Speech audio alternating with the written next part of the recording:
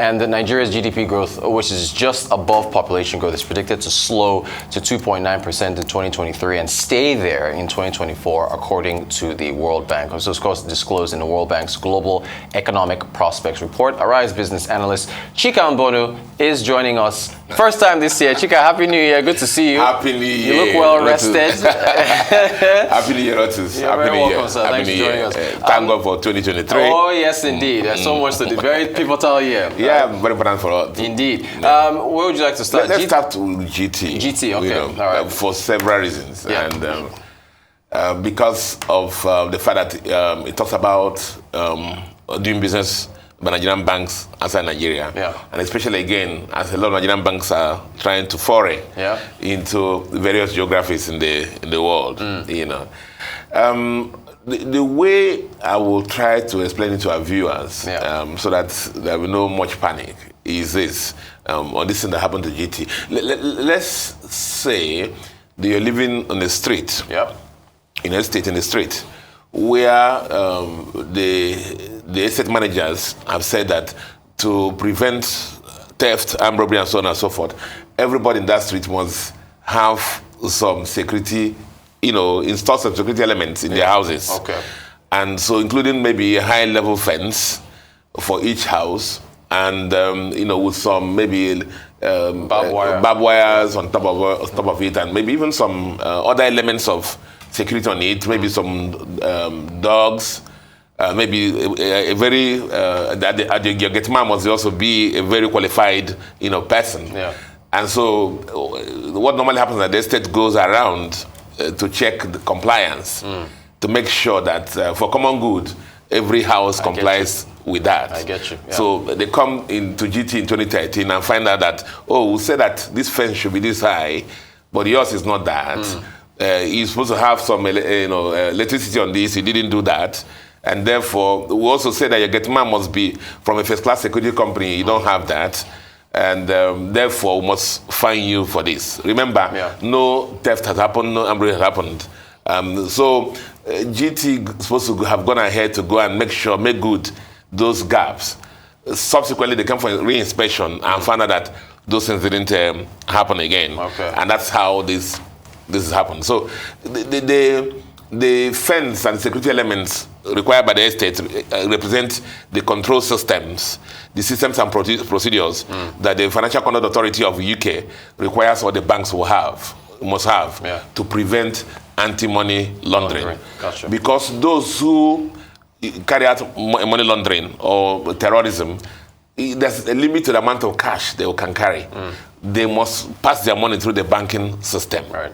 And so the Financial Conduct Authority of UK and other geographies want to make sure that the banks have the procedures that prevent this from happening. Okay. So just like for the example I gave to you, no armed robberies have happened, but the issue is that, the armed robbers as they're driving past, see the high fences, they just say, we can't go here. Gotcha. Or they try to enter, but they cannot enter because of the security elements there. And the other elements is that if your house doesn't have the security elements and is breached, from your house, they may also enter into other houses. Gotcha. So if GT doesn't have the right controls and is breached, other banks in the system may be, and the whole there may be systemic challenges. And that's why this is very important for them. I ascribe it to teaching challenges that have to do with trying to get into a new geography. And I'm sure that the bank has learned. Indeed, it's cost them a lot of money, because 2018, they were actually stopped from taking on new customers. Then taking new customers to enable them clean up their house. And they tried to do that. And then the other thing that happened also was they entered into remediation and tried to make sure that they got it right. The fine was supposed to be about 30 million pounds. Wow. But as I always read, nobody goes to that remediation and wins, and the arbitration and wins. And so they elected to, just accept the fine. And that is that, to make sure that from now, this provides the right footing for them to move their business to the next level. And lesson also to the other Nigerian banks in the system. Yeah. It's not like any other third world country where you can get away with or any kind of lax in procedures and systems. And that's why, once you're out there, I do remember one of the Nigerian banks I went to New York at the early stage, they had the same kind of challenges, but they're got it right now. And that's what you know, as Nigerian banks are moving out there, conquering territories, especially in the African Continental Free Trade Area Agreement, they must be conscious of this issue. Anti-money laundering and combating terrorism is a worldwide issue now. That's why compliance heads in most banks now is at the executive level. Risk management is at the executive level for most banks. And I'm sure that they get it right now. Okay? Fantastic. I think the other story about the World Bank economic outlook. Outlook. Outlook. Yeah. Outlook means looking forward. I mean, the best you can have is to look at what is now and then project into the future. Yeah. Now, what do we have now? The Russian-Ukraine war is still there. Yeah. See, there's a resurgence of COVID. Yeah. The China, the world's economy is trying to. I mean, I think Thailand at the time tried to shut down their, introduce some COVID protocols again. But I think they stepped down on that. A lot of other economies, the West are trying to do some things about travelers from China. Yeah. So that's where we are now. And the economy is trying to recover. Oil prices are still struggling at, I think, $78, $80 thereabouts. And so it's what we see now in that basket. That was on that basis we just say, this is what the growth will look like. Yeah. For Nigeria, 2.9%. Yeah, that's correct. Yes. Just a little above, a toddler above our inflation, our population growth. So let's see what happens. For us as a country, one of the key challenges, I'm sure when we did the budget thing yesterday, the critical success factors is one, to reduce the oil theft and push up our level of oil production gently up again to the level that it is. I think we landed in December, it came to about 1.2 million barrels a day. Yeah. So push it up to 1.8 million barrels. As I keep saying, that when oil sneezes, will catch cold in our country. Yes, we do. When they talk about diversification of our economy between oil and non-oil export, I heard the minister claiming that has happened. Yeah. That's not what we're saying.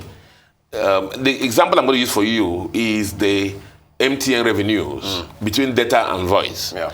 Now, you notice that initially, data was lagging behind voice. Yeah.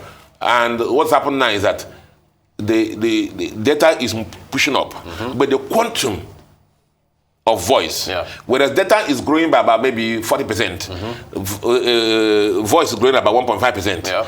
Voice quantum is not what? It's not falling. Right. So the proportion that the data is contributing to total revenue is growing, but the quantum of what? The voice revenue is not falling. So we're saying that the only reason that this non-oil is catching up is because of what? That our oil revenues are what? In the doldrums.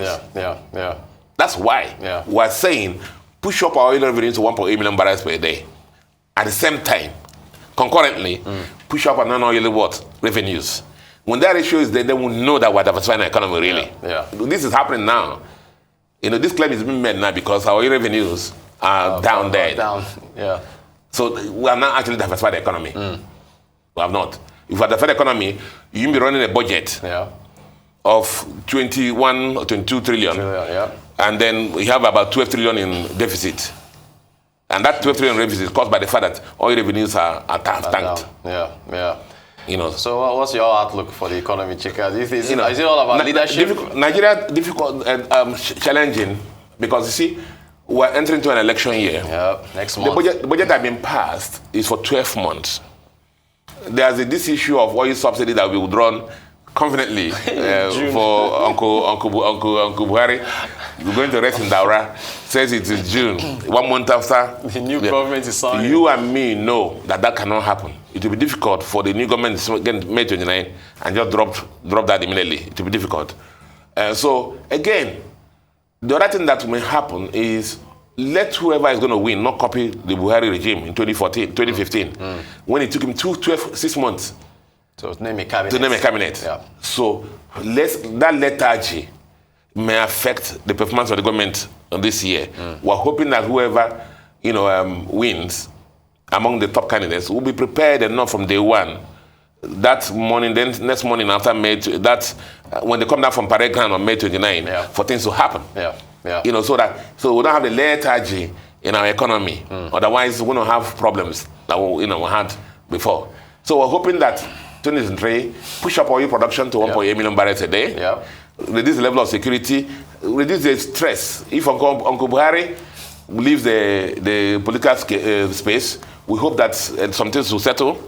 Some of the enemies will go with him, you know, and then maybe the tension will come down a little, and then, you know, everybody gives a breather, security situation may improve, and then investments are coming again. But let the governments that are coming make sure that from day one, they hit the ground running.